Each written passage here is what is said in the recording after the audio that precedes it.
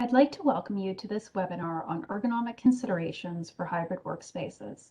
As the way in which we work is being reimagined, we're going to look forward to some of the potential pitfalls of hybrid workspaces and what ergonomics can do to mitigate the risks and promote health and well-being for workers. My name is Rachel Mitchell. I'm a Canadian certified professional ergonomist and managing ergonomist for ERGO Inc. I've been working in the field for over 20 years, and I'm a member of the Staples Work From Anywhere Advisory Council. Before we get started, I'd like to introduce you to ERGO Incorporated. We're an ergonomic injury management and safety consulting and training organization located in southwestern Ontario. We've been in business for over 25 years, providing services in both industrial, office, and now home office environments. There are several different areas of interest in the field of ergonomics. The two main ones being physical ergonomics, which really focuses on injury prevention and the interaction between the person and the physical environment, and cognitive ergonomics, which focuses on human performance related to brain functions like decision-making, errors, and mental workload. When we think of ergonomics in the context of a hybrid model, both of these aspects, physical and cognitive ergonomics, are really important for us to consider in order to optimize the well-being of ourselves and our staff. A 2021 study of the work climate done by the Canadian Institute for Safety, Wellness and Performance found that 40% of Canadians were working from home.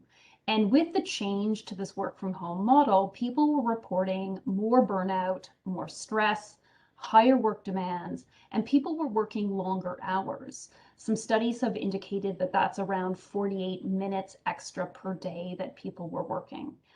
Now, with some of this work from home, we also saw that people got increased flexibility in their work. They had higher levels of autonomy.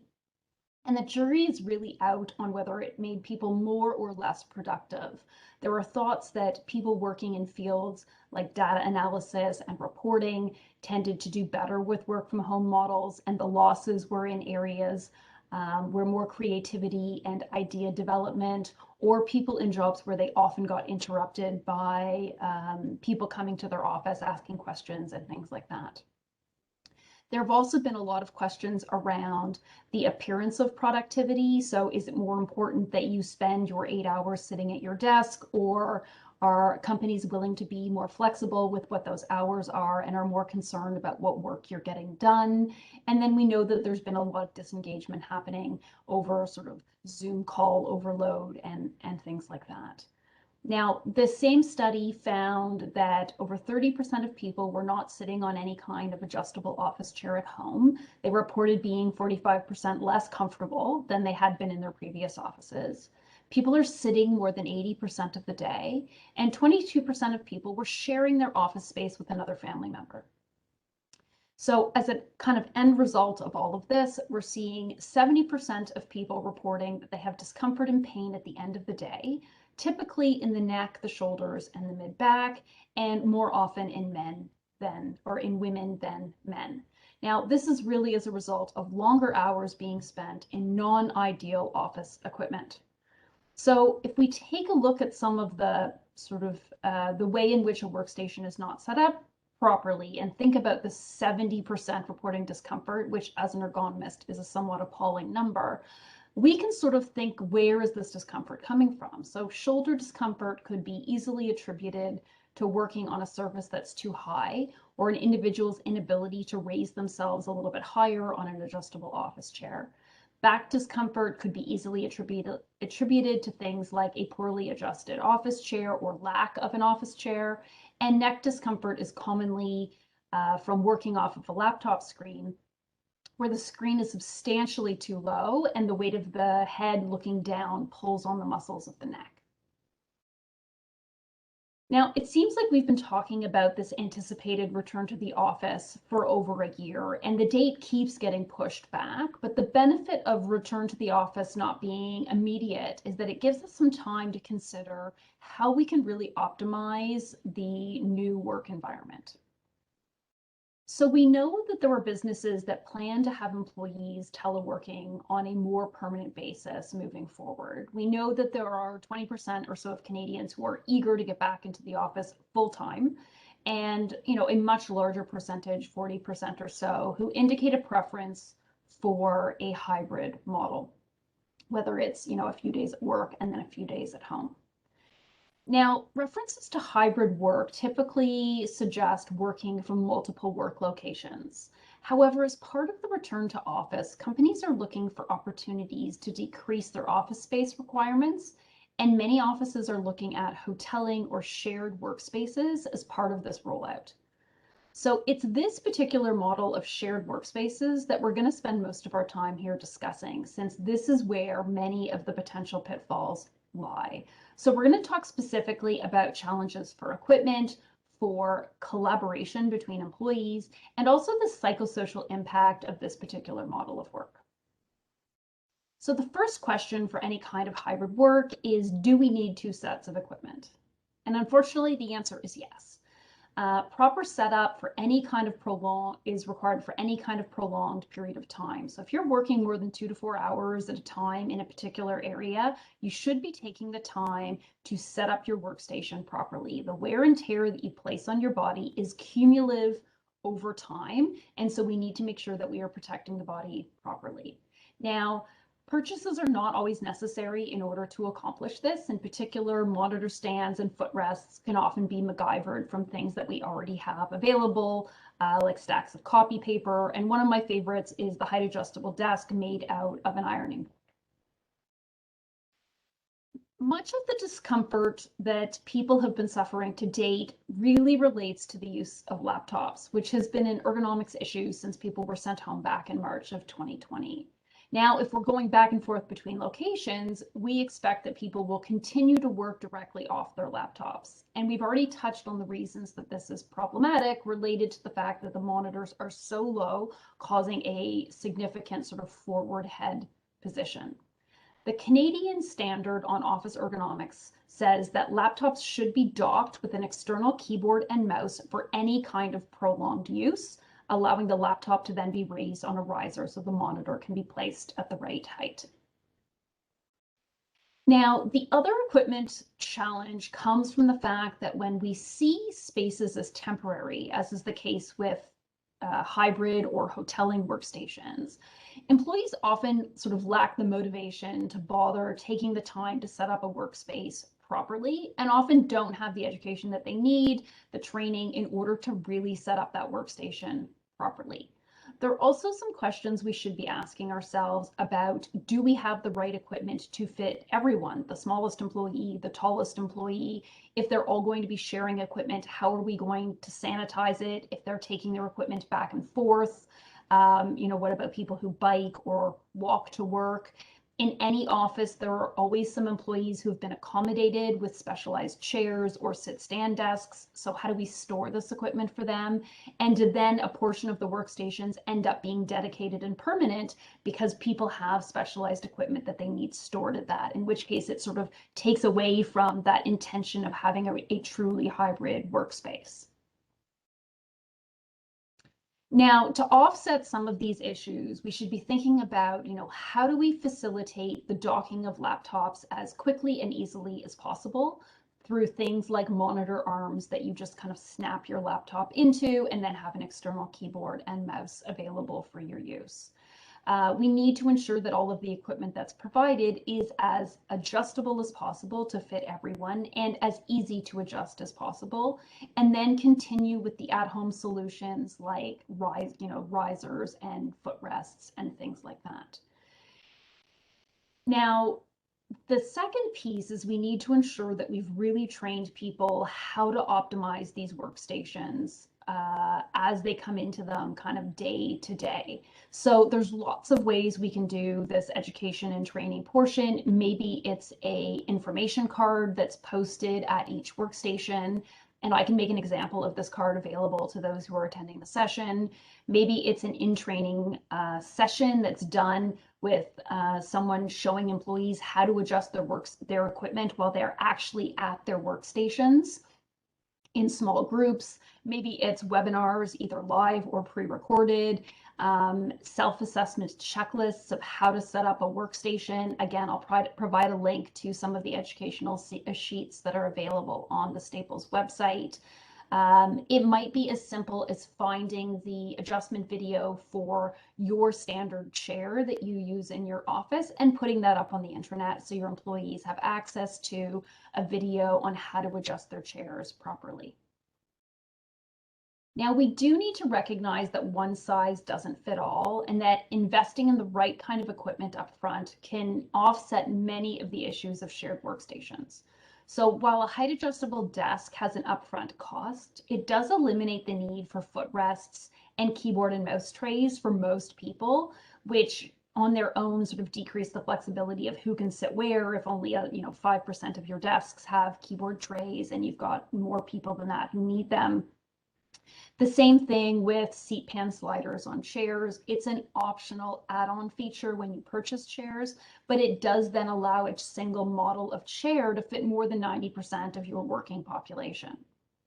Now, if you're providing shared equipment, consider having multiple styles of keyboards available, for example, a standard keyboard and a more compact model for petite employees, or multiple styles of mice available so people can select what works best for them.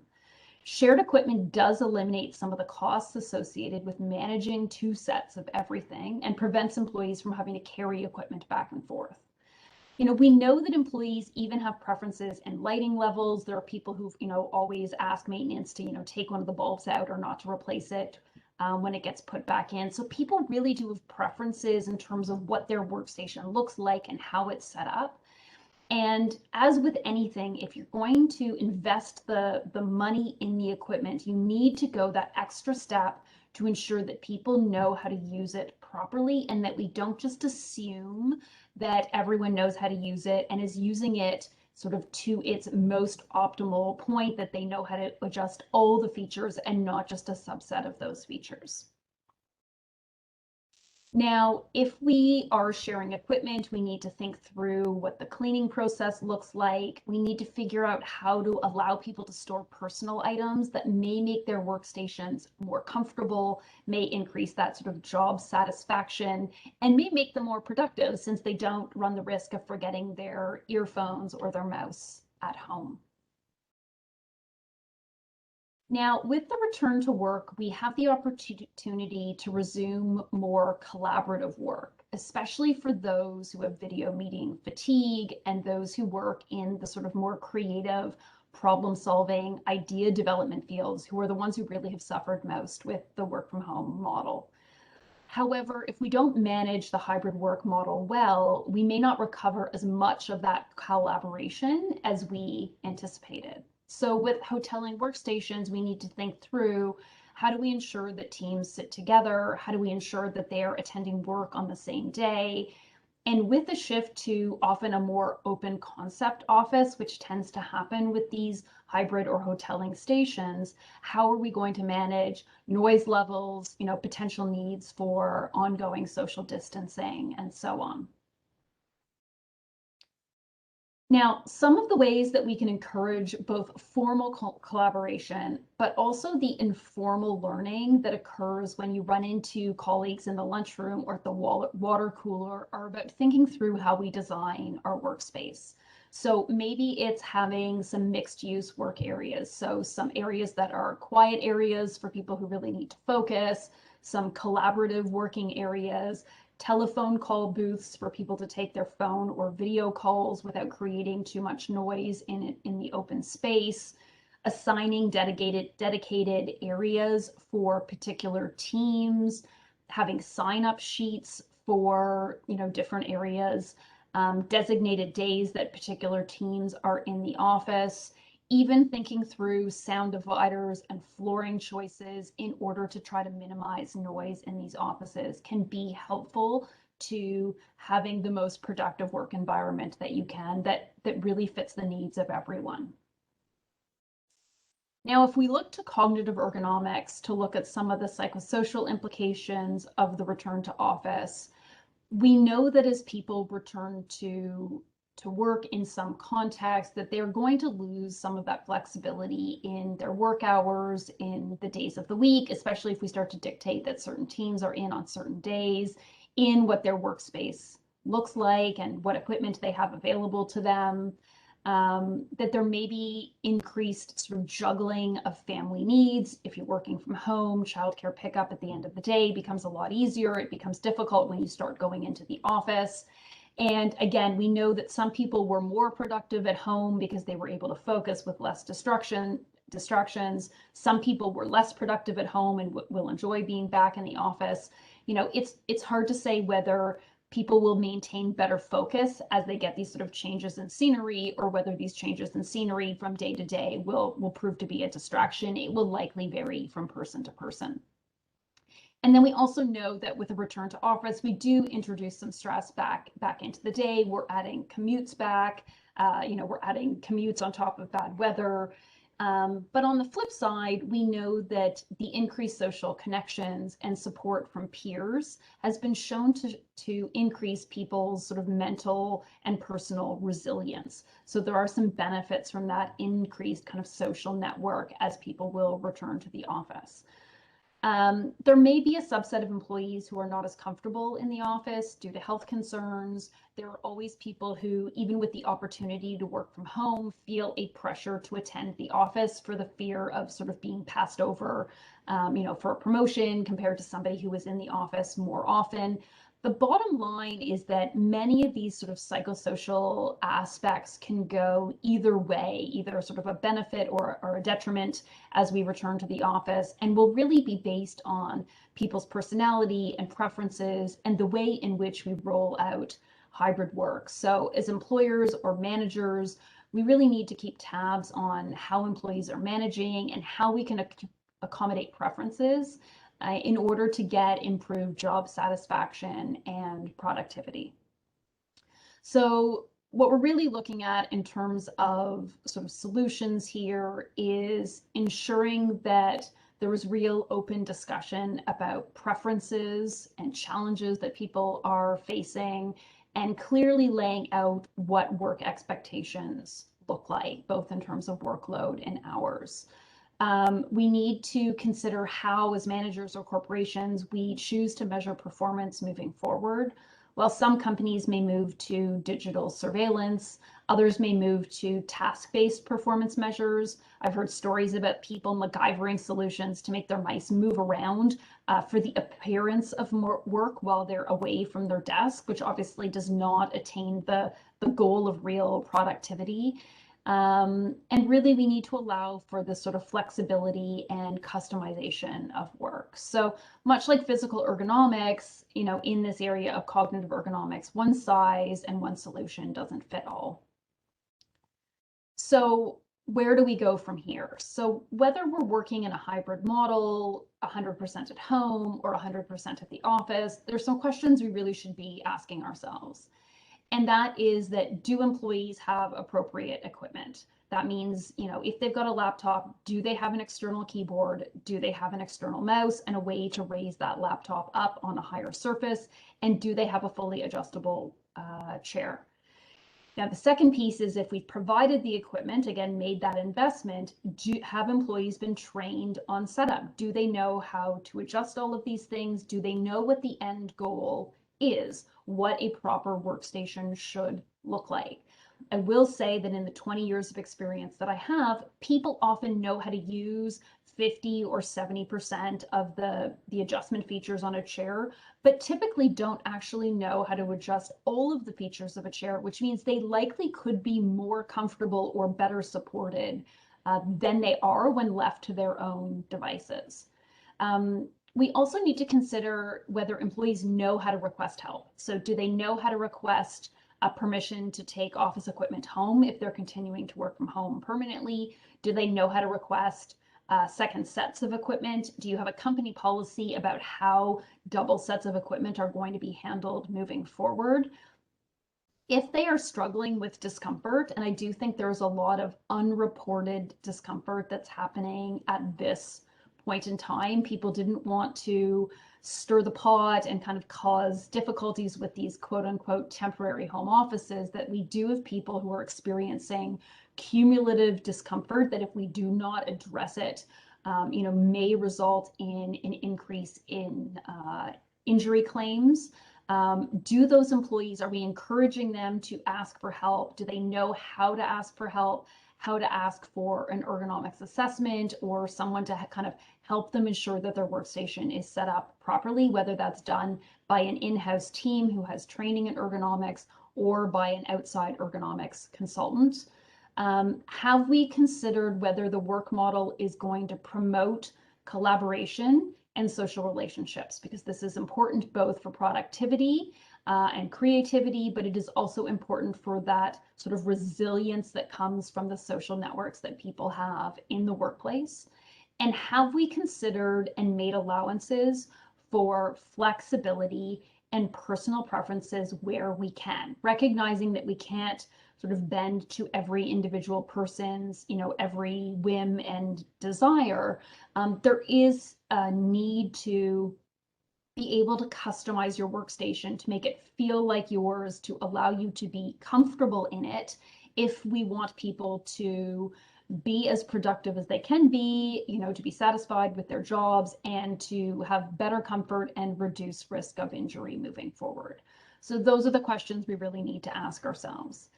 And at the end of the day, regardless of whether you choose to work, where you choose to work, these are the postures that we are trying to get people to achieve. So it's looking at sort of what we would traditionally describe as 90 degrees at the knees, 90 degrees at the hips, and 90 degrees at the elbows if you're sitting, just 90 degrees at the elbows if you're standing. But your keyboard and mouse are positioned level with your elbow height.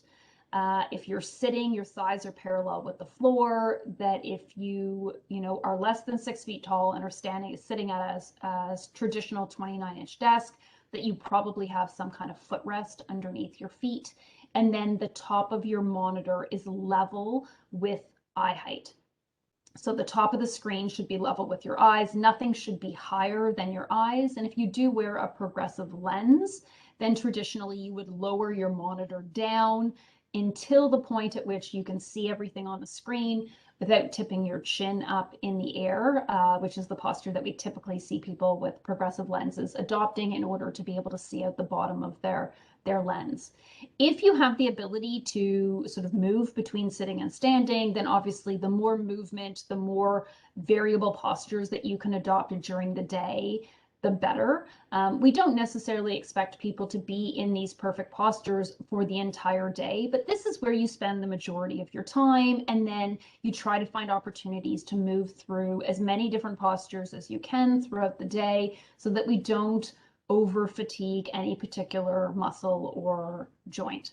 So generally speaking, if you have the ability to sit or stand, the recommendation is that you sit for no more than 30 to 60 minutes at a time, you stand for no more than 20 or 30 minutes at a time, and that total sitting time ideally should be less than 6 hours a day, and total standing time would be less than 4 hours a day, as standing traditionally creates low back discomfort faster than sitting does for many people.